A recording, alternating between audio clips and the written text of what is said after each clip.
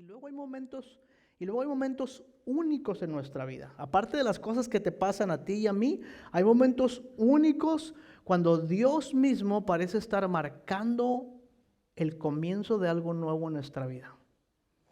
Yo nunca pude haber imaginado que aquella ocasión que yo dije, si estás aquí es porque Dios tiene un plan para ti, iba a hacer tal efecto en la vida de Dennis. Jamás pude imaginar eso, porque no lo dije pensando que iba a hacer ningún efecto. Pero Dios en ese momento marcó una etapa distinta en la vida de este hermano, ¿no es cierto? Y hay momentos únicos en nuestra vida cuando parece que Dios mismo está abriendo la puerta o está abriendo un nuevo camino para nosotros, nos está presentando una nueva oportunidad, nos está llevando a través de un momento importante. ¿Puedes pensar en algún momento así en tu vida? Cuando Dios mismo parece haber comenzado a abrir la puerta para que algo nuevo ocurra en tu vida.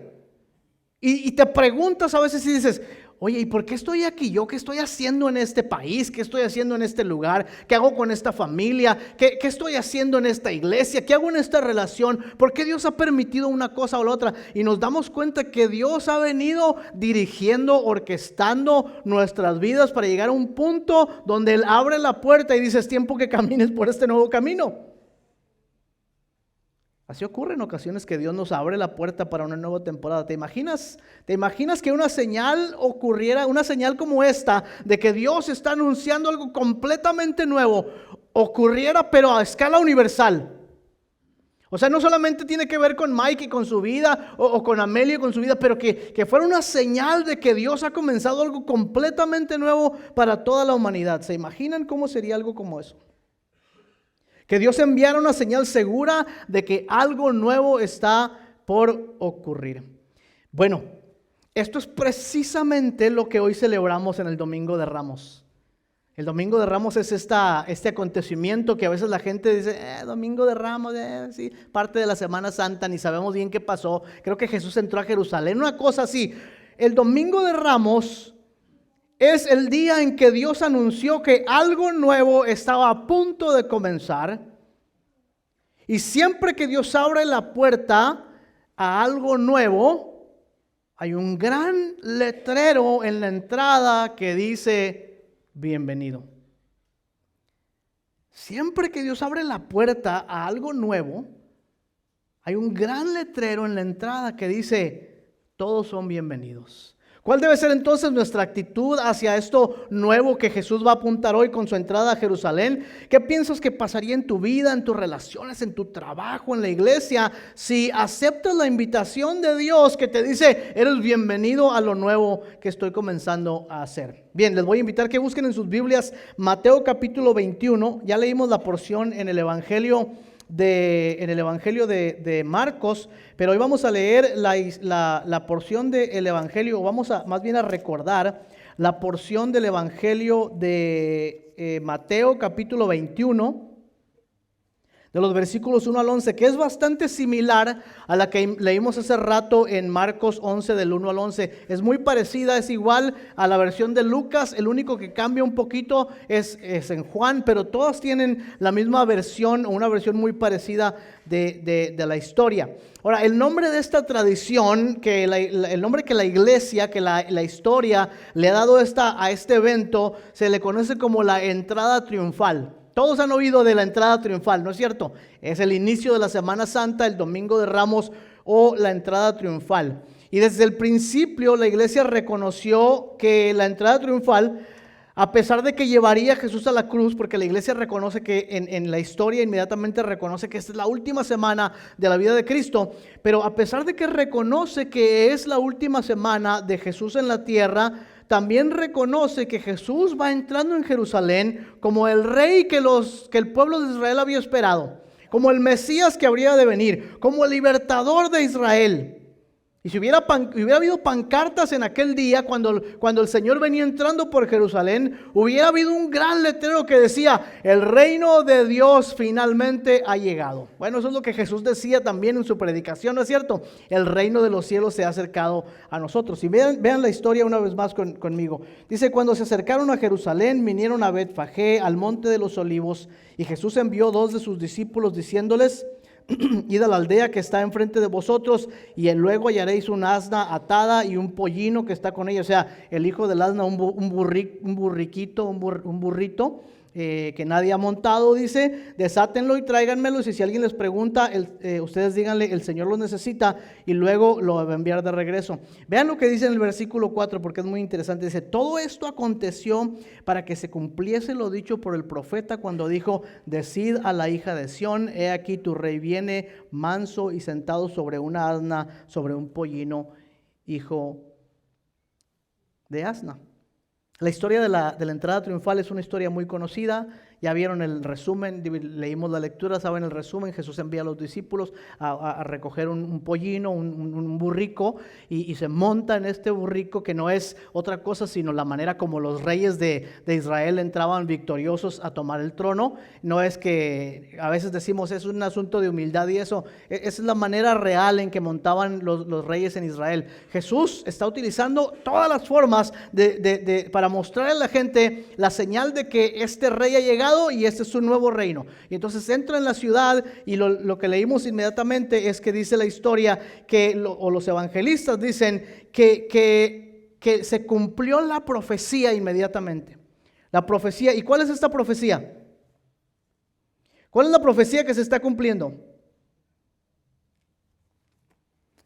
Miren, para los que estaban en ese momento y en ese lugar viendo lo que estaba pasando, todo debió haber tenido bastante sentido, pero no para nosotros. La profecía de Zacarías, que es a la que Mateo está haciendo referencia, es la profecía que dice que el Mesías, el rey, iba a venir, iba a entrar en Jerusalén, iba a retomar el trono, iba a haber paz en las naciones, etcétera, etcétera, etcétera. Está en Zacarías capítulo 9. Debe haber sido muy claro para la gente que estaba en ese lugar lo que Jesús estaba tratando de decirles cuando Él entra a la ciudad de Jerusalén montado en un burro. Porque el profeta había dicho en Zacarías capítulo 9, Zacarías dice, he aquí tu rey viene manso y humilde, sentado sobre un pollino, hijo de un asna, y Él entrará en Jerusalén, y etcétera. Está en Zacarías capítulo 9, si lo quieren leer más adelante. ¿Por qué es interesante esto? Cuando Zacarías escribió su profecía en Zacarías capítulo 9, casi habían pasado 70 años. ¿Cuántos de ustedes han estado siguiendo las predicaciones del libro de Daniel? Y las lecturas del libro de Daniel, al final, en el capítulo 9, creo, dice que Daniel se dio cuenta que se iban a cumplir los 70 años que el profeta Jeremías había dicho que iban a hacer el exilio de Israel. Bueno, esto que está pasando en Zacarías capítulo 9 es casi el tiempo cuando los 70 años de Jeremías se han cumplido y el pueblo de Israel está regresando, los cautivos de Israel están regresando de Babilonia a Jerusalén. ¿Okay?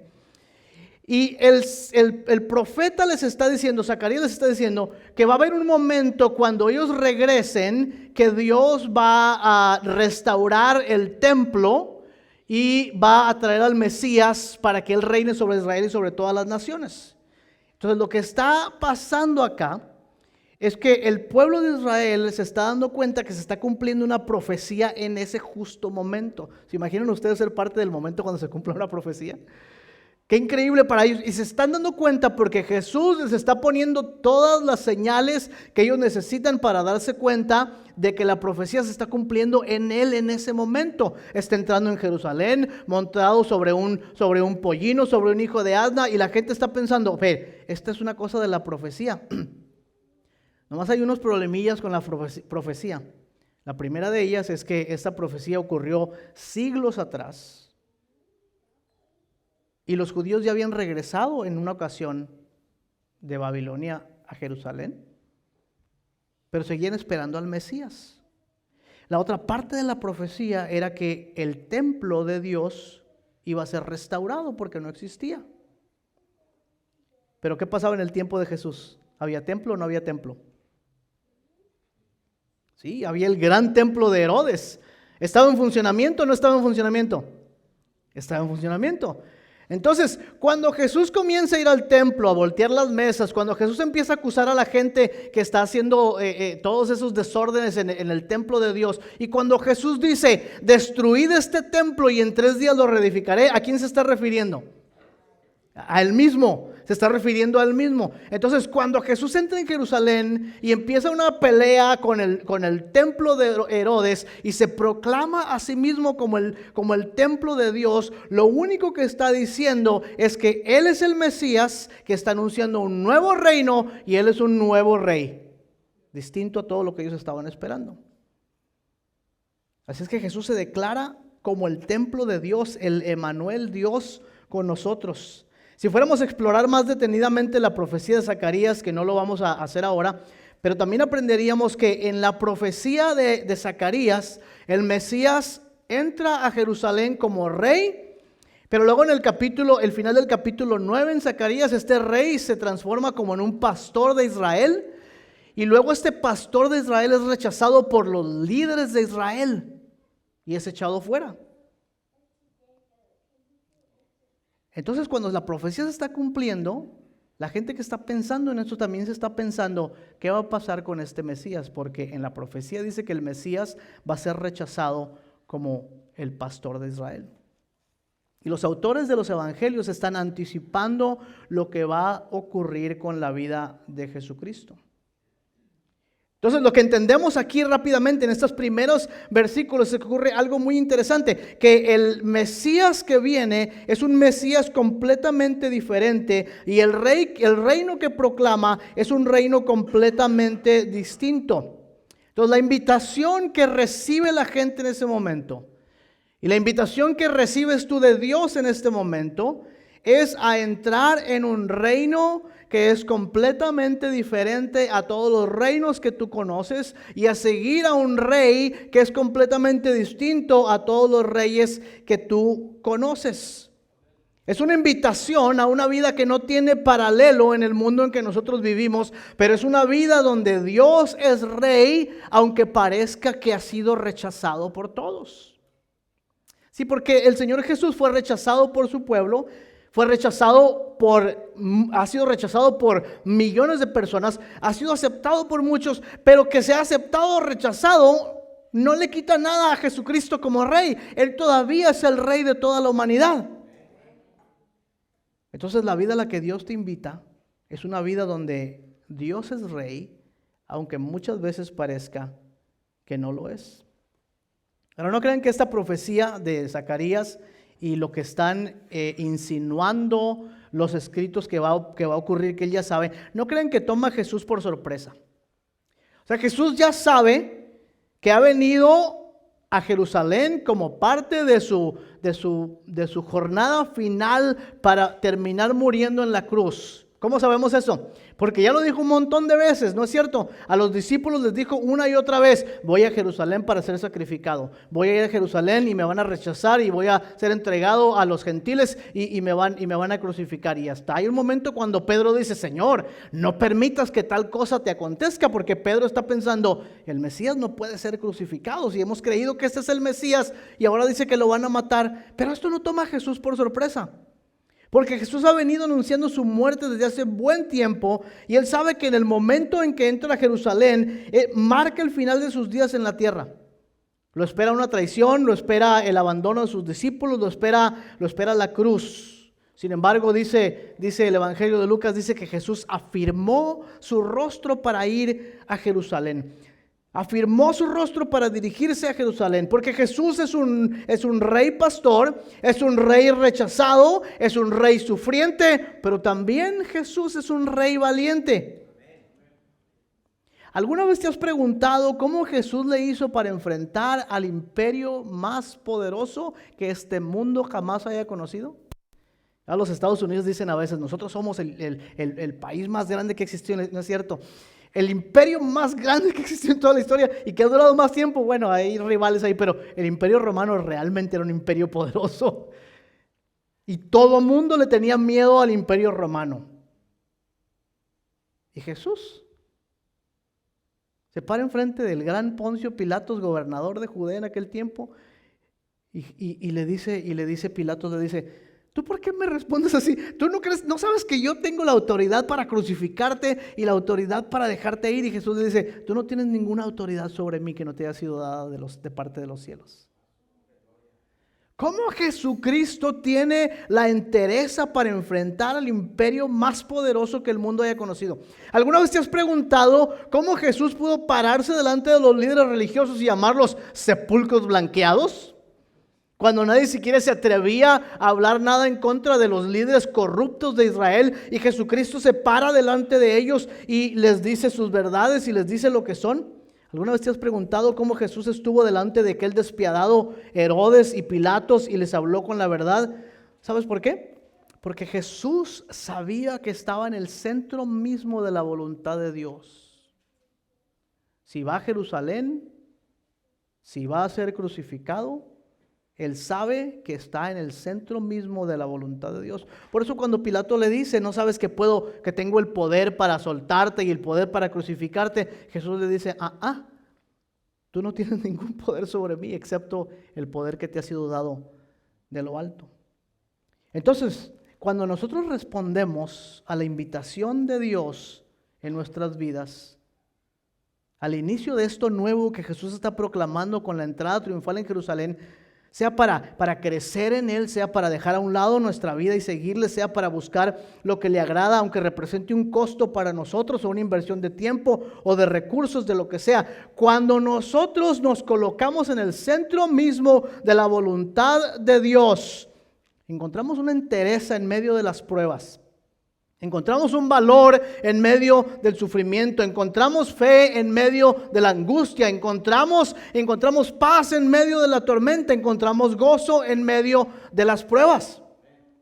Porque cuando avanzamos al centro mismo de la voluntad de Dios, no encontramos ninguna otra cosa sino a Jesucristo mismo como el centro de la voluntad de Dios, porque Él es la voluntad de Dios para la humanidad. A mí muchas veces me sorprende que la gente se confunde pensando en la voluntad de Dios para sus vidas, cuando Jesús muy claramente dijo, la voluntad del Padre es que creen en aquel a quien Él envió. Dios, ¿cuál es la voluntad para mi vida? ¿Qué quieres que tú hagas? ¿Qué quieres tú que yo haga con mi vida? Y el Señor Jesucristo dice, es muy sencillo, cree en aquel a quien el Padre ha enviado. Cree en Él y síguele. Cuando tú avanzas en tu vida, así como Jesús avanzó en Jerusalén, al centro mismo de la voluntad de Dios, y cuando tú avanzas en fe y en la gracia del Señor, a seguirle a Él, vas a encontrarte con Jesucristo en el centro mismo de la voluntad de Dios. Y Jesús avanza y entra a Jerusalén sabiendo todo lo que le espera, pero entra decididamente, confiadamente, valientemente.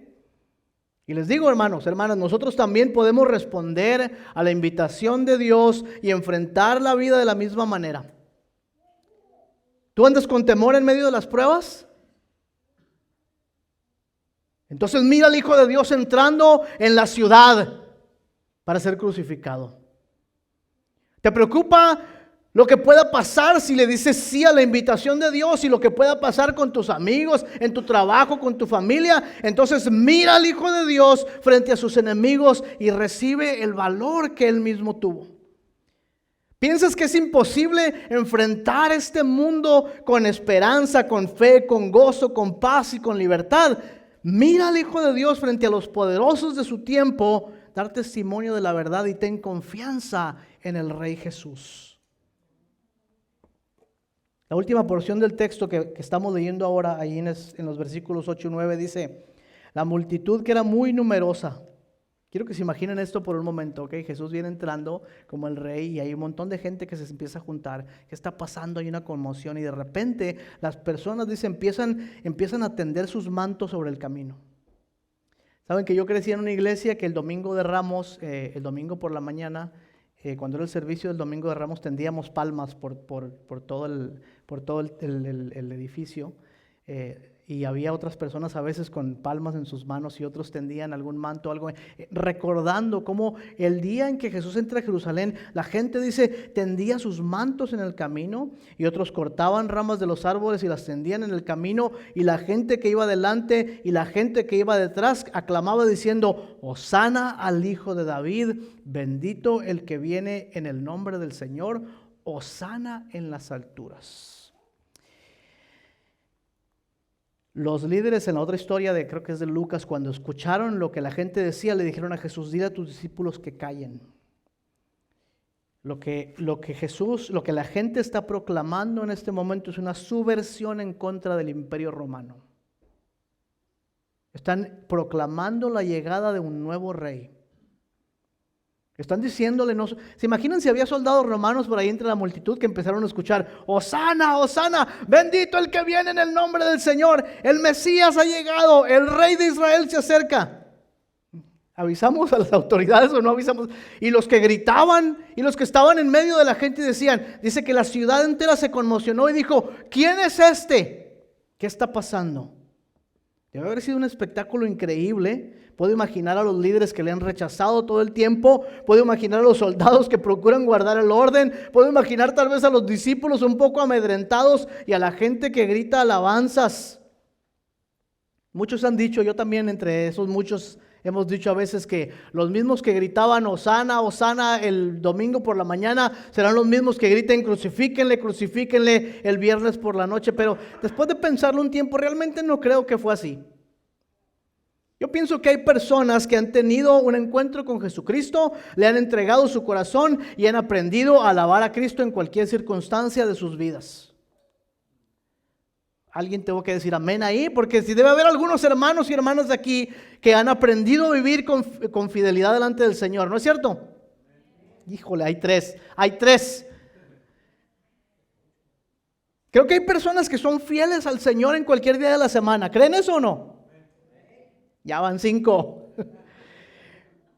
Creo que hay personas, hombres y mujeres, niños y niñas y jóvenes que en medio de la prueba y de la angustia alaban al Señor con sus vidas.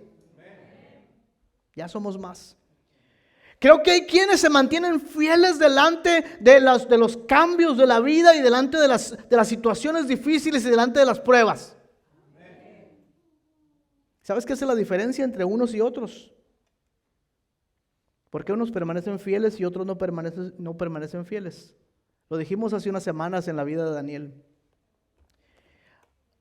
Algunos nos hemos dado cuenta con la vida que hemos vivido y las pruebas que hemos enfrentado y las luchas que hemos tenido, que no importa qué situación estamos enfrentando en nuestra vida, Jesucristo siempre es digno de alabanza.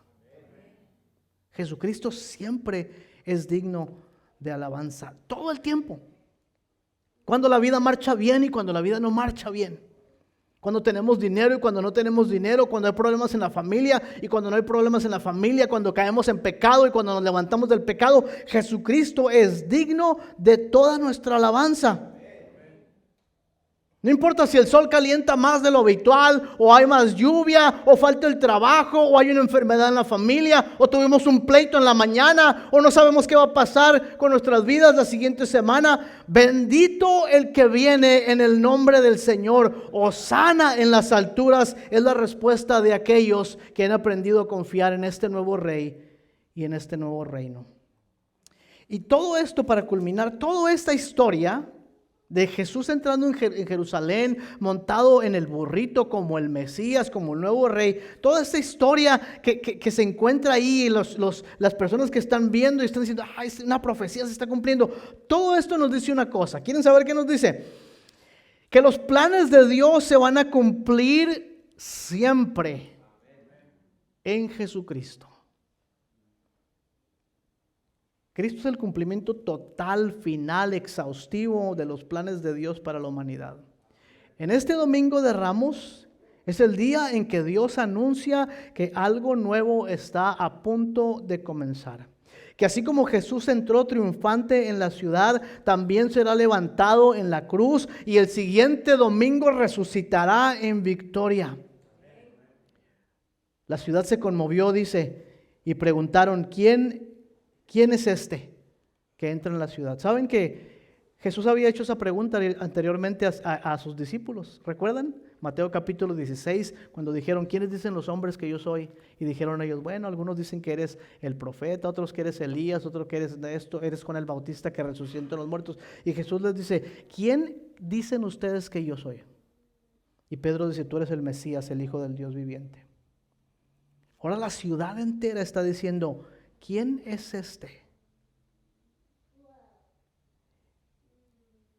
Y la pregunta que Dios nos está haciendo a nosotros en este momento, personal y colectivamente, es: ¿Quién es este Jesús para ti?